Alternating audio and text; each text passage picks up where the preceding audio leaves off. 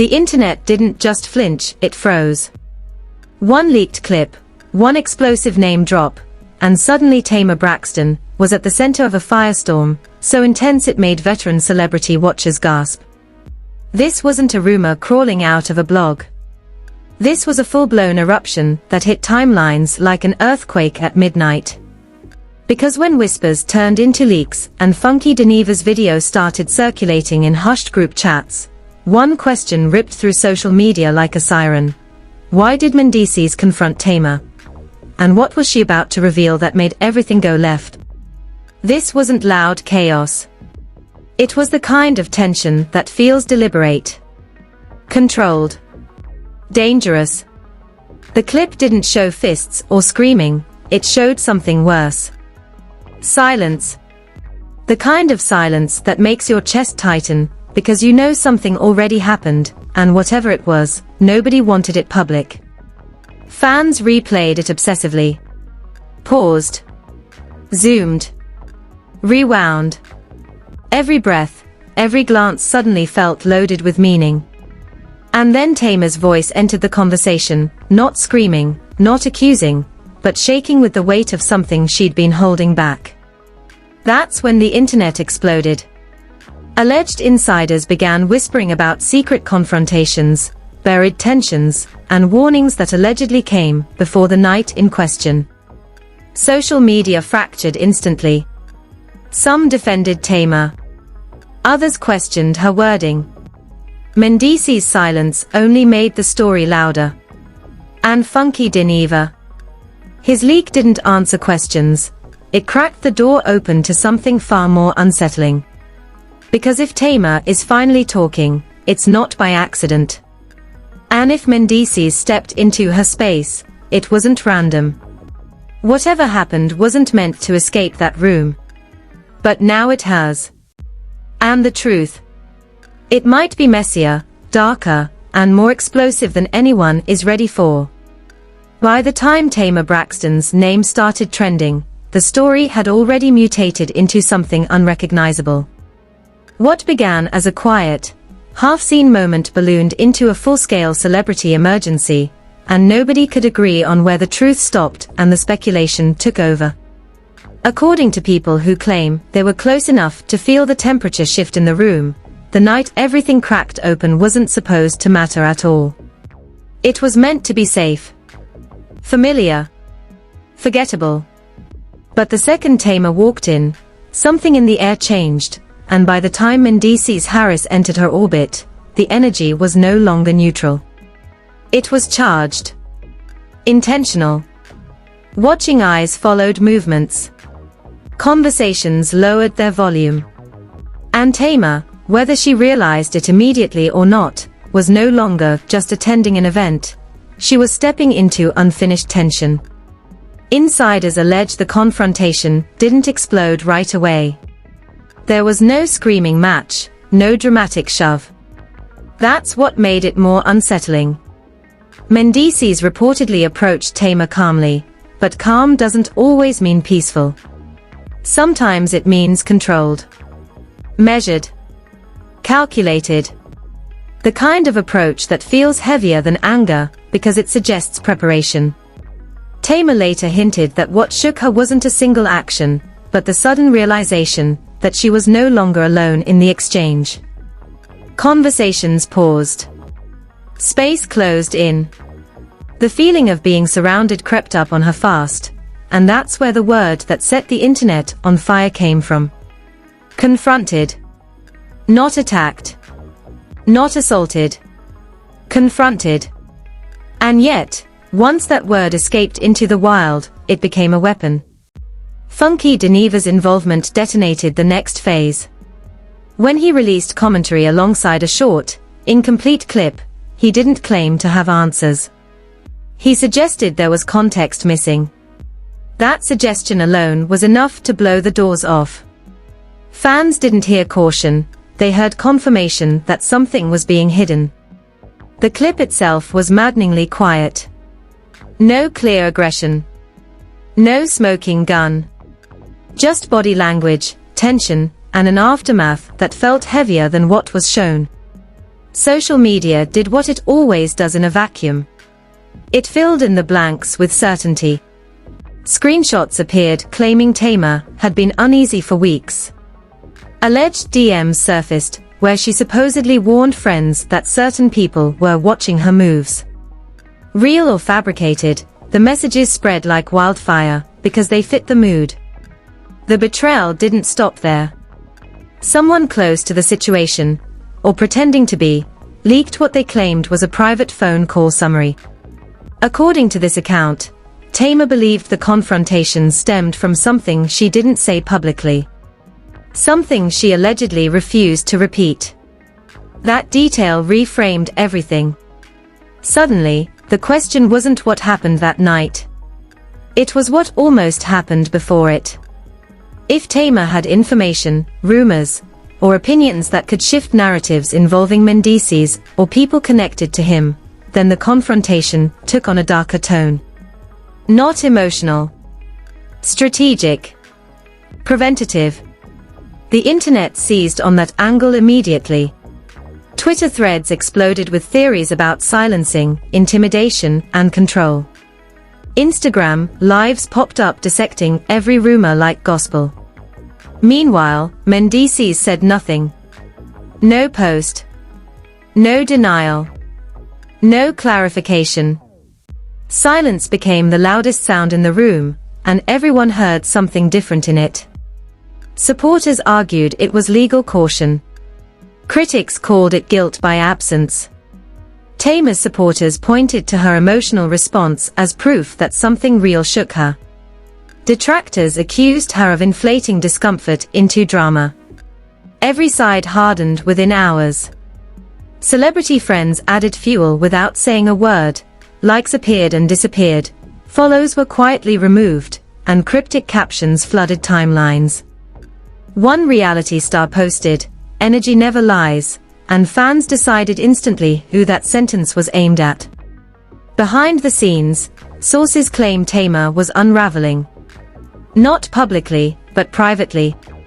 The shock wasn't just the confrontation, it was how fast her explanation was ripped out of her control. She had tried to articulate a feeling, not accuse a crime. But the internet doesn't thrive on nuance. It thrives on extremes. And the more she tried to clarify through people close to her, the louder the narrative became. Funky Dineva attempted to slow things down, reminding viewers that the footage didn't show what people were claiming. That move backfired instantly. His caution was clipped, edited, and reposted without context, turning balance into bait. Then came the first undeniable twist. Careful viewers began pointing out that the clip didn't actually support the wildest claims being made. No physical contact. No clear threat. Just tension. The realization sent shockwaves through the conversation. If the footage didn't prove anything, how did the story grow so monstrous so fast? The answer was uncomfortable. Because perception had already won. Tamar's emotional truth collided with an audience primed for scandal, and the story took on a life of its own. It wasn't about evidence anymore. It was about belief. As the night stretched into morning, another alleged insider dropped a chilling detail. They claimed Tamar wasn't shaken by Mendeecees alone, she was shaken by how quickly others closed ranks. How fast space disappeared. How isolated she felt in a room full of people she thought were neutral. That detail reframed the word confronted into something heavier. Not an action, but a sensation. Feeling outnumbered doesn't require violence to be real. But explaining that distinction online proved impossible. The more Tamar's defenders emphasized feelings, the more her critics demanded proof. By sunrise, the narrative had split clean down the middle, and no amount of clarification could stitch it back together. Funky Dineva hinted during a follow-up that the clip circulating wasn't the beginning of the exchange. That single sentence reignited everything. If there was more footage, where was it? Who had it? And why hadn't it been released? Speculation turned feral. According to people close to her, Tamar was stunned by how quickly the narrative escaped her hands. She believed she was explaining why the situation escalated, not accusing anyone of crossing a legal line. But nuance was dead on arrival. Clips of her words were chopped, looped, and blasted across platforms with captions that removed every ounce of context. The phrase "felt jumped" became a headline instead of a feeling, and once that happened, the story crossed a line it could never uncross. Tamar's past was dragged out like evidence. Old arguments. Old breakdowns. Old moments of vulnerability reframed as patterns instead of pain. To her critics, this was just another example of drama. To her supporters, it was proof of how quickly a woman's emotional truth gets discredited when it makes people uncomfortable. Behind the scenes, pressure mounted. Allegedly, Tamar was advised to stop speaking entirely. Every word was being treated like a confession or a trap. Anything she said could be twisted, and anything she didn't say would be filled in by strangers. Meanwhile, Mendeecees' silence only grew louder. His supporters insisted he was doing the smart thing, staying quiet, letting facts speak. But facts weren't speaking. Speculation was screaming. Old assumptions about him resurfaced, not because they were relevant, but because they were easy. Familiar narratives are comfortable, and the internet clung to them like lifeboats. In this environment, silence didn't read as restraint. It read as strategy. Or worse, avoidance. Then the second major shift hit, and it changed the temperature of the entire conversation. Multiple people who claimed to be familiar with the environment where the confrontation occurred began sharing a different version of events. Not contradicting Tamar's feelings, but complicating the picture. According to these accounts, the space was crowded, loud, chaotic. Multiple conversations overlapping, voices raised not in anger, but in competition. In that context, Tamar may not have been confronted by a single person, but overwhelmed by a moment that spiraled faster than anyone could control. This reframing didn't deny her experience. It explained how an environment itself can feel aggressive without one clear aggressor. That nuance should have helped. Instead, it fractured the audience even further.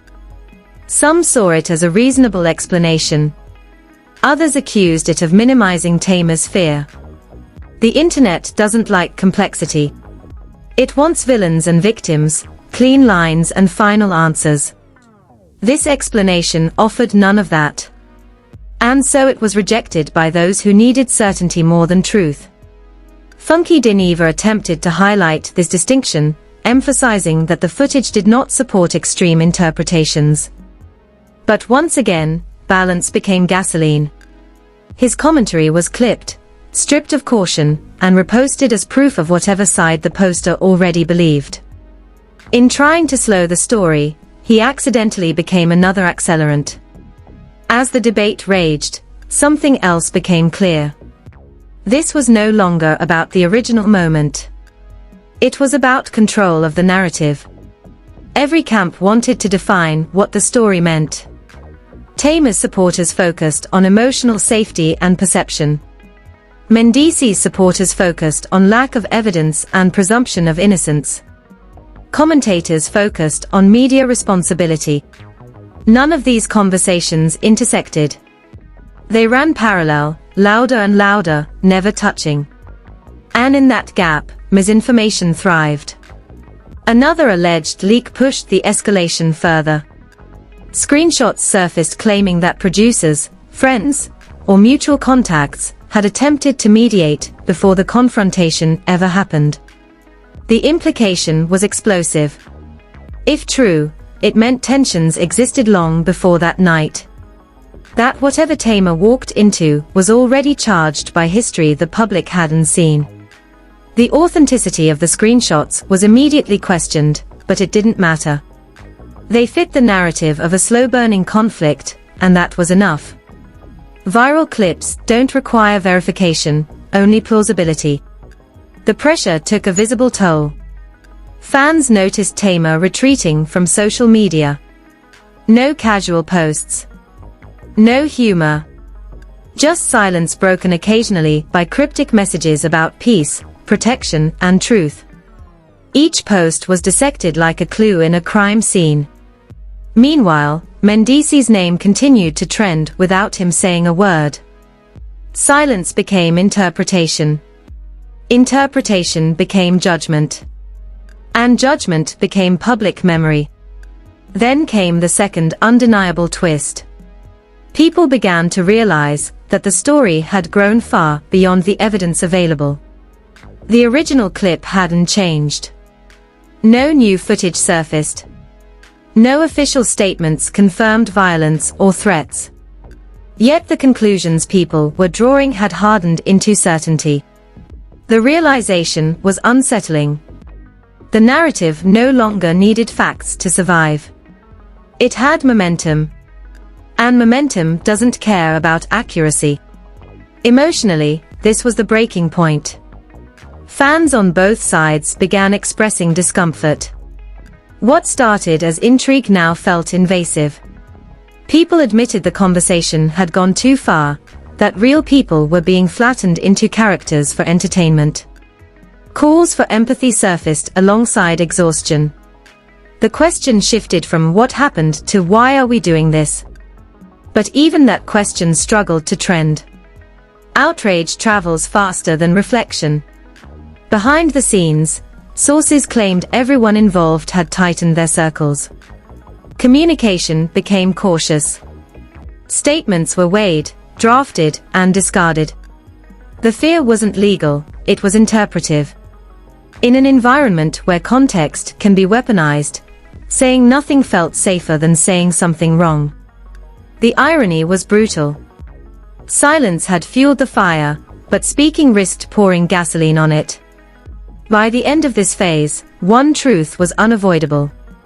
The escalation had nothing to do with new revelations. It was driven by repetition. The same clips.